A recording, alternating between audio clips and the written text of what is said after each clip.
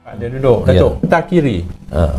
Semua orang tahu, Datuk. Banyak isu semasa jadi menteri pun banyak isu. Tiba-tiba Datuk dipecat daripada ahli jawatankuasa PAS Pusat. Yang sebelum itu baru saja dilantik tak sampai 2 bulan. Datuk, komen. Satu yang perlu dilihat oleh ahli-ahli PAS. Saya melihat dalam banyak sudut dan banyak aspek. Pertama sekali bahawa satu pertanyaan yang agak pelik.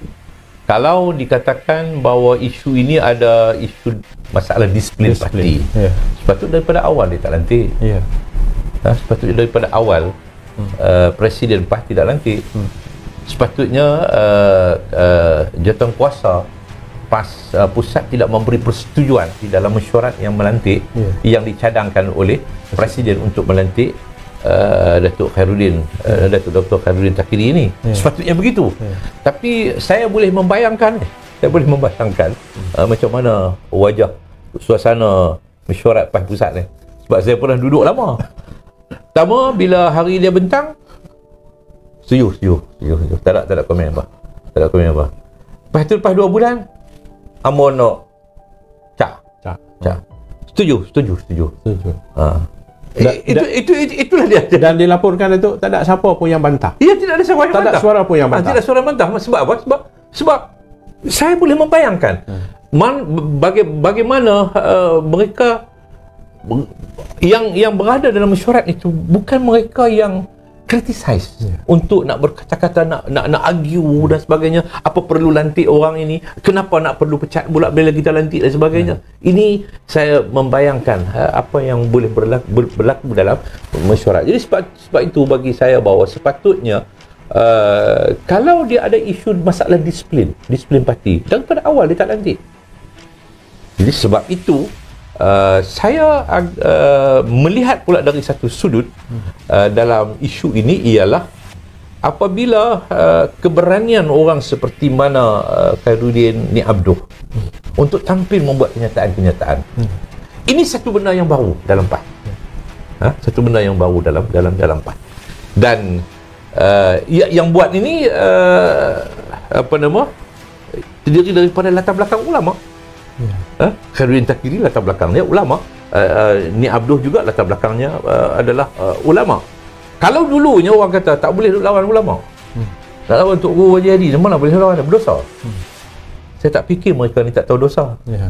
Saya tak terfikir mereka ni tak tahu dosa pahala lawan ulama dan sebagainya. Dan isunya bagi saya bahawa kenyataan mereka itu bukan soal kenyataan mereka lawan ulama, bukan melawan presiden parti, tetapi mereka mempunyai satu keberanian untuk berkata-kata supaya budaya akur kepada seorang Tok Guru ni perlu dilenyapkan.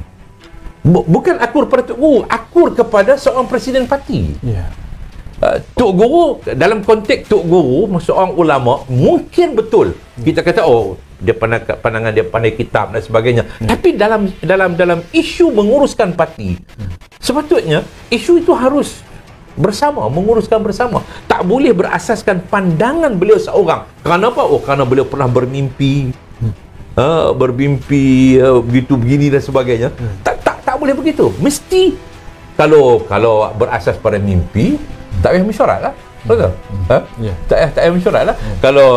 Kalau kita nak berhujah kata amar istikharah lah. Jadi keputusannya begini. Tak. Jadi tak payah mesyuarat lah. Pakai takat istikharah sajalah. Jadi kita kena bermesyuarat, berbincang apa kesan-kesan dia. Jadi bagi saya bahawa kenyataan balas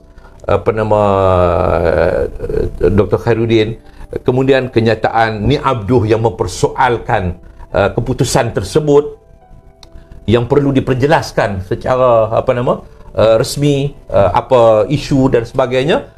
Ini satu benda yang baru yang perlu dilihat oleh ahli-ahli PAS secara keseluruhannya dan semua pemimpin di semua peringkat, bahawa sudah sampai masa dia satu keberanian di kalangan pemimpin-pemimpin PAS dan ahli-ahli PAS untuk tampil dengan satu penampilan baru untuk berani untuk bercakap dan menolak pandangan-pandangan yang tidak memberikan keuntungan kepada Islam itu sendiri, kepada parti dan juga kepada Islam. Jadi saya melihat dari aspek itu. Maknanya ini sebagai satu proses untuk nak mendidik, bagi saya nak mendidik ahli-ahli PAS supaya mereka lebih ada keberanian. Jadi saya ucapkan syabas kepada Takiri dan juga kepada Ni Abdul. Saya tak nak sentuh soal dalaman mereka sebab saya tak tahu apa isu disiplin ke, saya tak tahu benar-benar begitu kan. Tapi keberanian mereka ini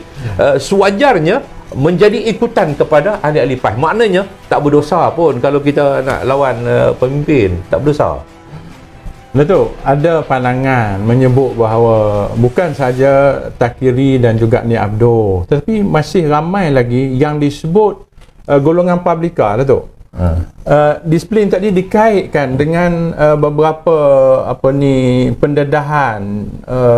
Ada video yang didedahkan yang katanya suara itu seolah-olah datangnya daripada Takiri, yang tidak mempunyai hala tuju yang sama dengan Presiden PAS. Jadi adakah pandangan Datuk yang disebut masalah disiplin tadi yang tu? Saya tidak pasti. Tetapi kalau itulah bagi saya, ini nampaknya macam bahaya kepada masa depan negara kita kalau PAS memerintah. Sebab dia membunuh demokrasi, kebebasan untuk bercakap, kebebasan untuk bersuara. Apa salah? Walaupun saya ada pandangan masalah pandangan Takiri dan Ni Abdul. Takiri kata wajib untuk nak menyatukan PAS dan UMNO dan sebagainya. Itu satu pandangan. Tetapi itu satu pandangan yang harus kita raikan. Pandangan politik yang perlu kita raikan, dan kita tidak boleh membunuh kebebasan tersebut. Tetapi kalau itu punca dia, itu sebab dia, bermakna bahawa bahaya kalau PAS memerintah, negara kita akan dibunuh kebebasan untuk bersuara dan kebebasan demokrasi dalam negara kita. Ini sangat berbahaya.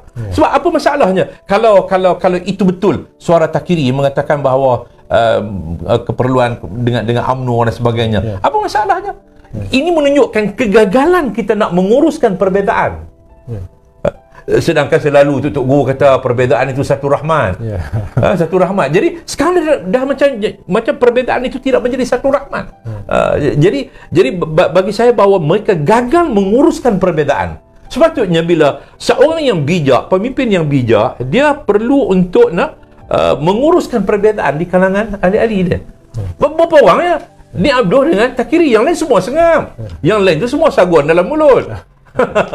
Semuanya saguan dalam mulut. Jadi dua orang, kalau dikatakan dua orang yang ada perbezaan, apa masalah dia? Datuk, satu institusi tertinggi dalam Parti Islam Malaysia PAS adalah Majlis Syura Ulama, Datuk. Takiri adalah setiausaha kepada Majlis Syura Ulama.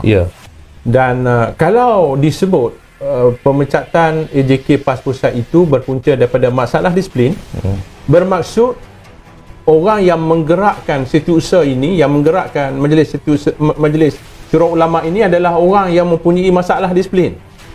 Padahal inilah tempat yang paling tinggi, institusi paling tinggi dalam PAS, dan tempat paling tinggi ini setiausahanya mempunyai masalah disiplin dan tidak dipecat. Betul? Itu saya sebut tadi, bahawa kalau betul dia merupakan isu disiplin yang berat, dia sama ada pecat, gantung, beri amaran. Itu antara tiga, saya ingat dalam perlembagaan PAS ni, tiga yang boleh pecat sebagai ahli, bukan pecat sebagai pimpinan. Sebab bila pecat ahli, gugur semua kedudukannya, apa jawatan yang ada dalam parti, semua dia akan tergugur. Bila gantung pun macam tu juga. Bila gantung keahlian, bermakna bahawa semua perjawatan dia tidak boleh berfungsi. Kalau beri nasihat, okeylah, beri nasihat, tak apalah. Sekarang ni dia hanya dipecat daripada jawatan ahli jawatan kuasa kerja PAS Pusat. Tetapi dia masih sebagai setiausaha Majlis Syura. Dia dipecat daripada jawatan AJK PAS Pusat. Itu isu disiplin. Bagaimana seorang yang ada isu disiplin boleh menganggotai, boleh mengapalai pentadbiran institusi para ulama, Majlis Syura Ulama. Maknanya ini rosak ni. Maknanya institusi itu dah rosak. institusi para ulama ni dah busuk. Saya pun tak tahu macam mana Tuan Guru Ustaz Hashim Yassin sebagai Mursyidul Am PAS ini yang setiausaha kepada Majlis Syura ni, dia pengurusi Majlis Syura. Mursyidul Am ni pengurusi kepada Majlis Syura. Jadi setiausaha kepada Majlis Syura itu ialah Datuk Khairudin Takiri. Jadi macam mana dia menguruskan Majlis Syura yang didapati Presiden dapati, Jawatankuasa Kerja Payah Pusat dapati setiausaha Majlis Syura ni ada masalah disiplin. Lalu dia dipecat daripada Jawatankuasa Kerja Payah Pusat, tetapi dia kekal sebagai setiausaha Majlis Syura. Jadi ini satu benda yang perlu dilihat oleh para ulama asatizah, bagaimana membusuknya institusi ini, dibusukkan oleh orang yang berada di dalam institusi tersebut. Dan yang jadi masalah sekarang ni, dalam Majlis Syura itu Presiden PAS pun ada. Jadi Gulmat, kata Piramli, Gulmat keluarga 69. Akan ada perkembangan terbaru nanti yang saya yakin berikutan dengan apa yang berlaku ini, dan kita harap netizen, rakyat di luar sana untuk melihat inilah yang disebut parti yang kononnya berasaskan kepada Islam, tapi inilah bentuk bagaimana mereka menguruskan dalaman mereka. Tapi saya apa yang disebut oleh Nik Abdul yang disebut itu oleh Takiri, satu keberanian. Satu keberanian. Mereka bersedia berbeza pendapat secara terbuka sekarang. Jadi ini yang sepatutnya ada keberanian kepada ahli-ahli PAS. Walaupun isu itu isu nak bersama dengan UMNO itu satu isu yang sangat kontroversi dalam PAS itu, tetapi isu itu adalah suatu benda yang perlu dilihat, bahawa keberanian ini untuk bersuara, keberanian untuk berbeza dengan presiden parti, walaupun dia sebagai seorang ulama, tapi bukan seorang berbeza dengan ulama, tapi berbeza dengan presiden. Ini satu benda yang sehat, yang sepatutnya berlaku dalam semua tempat.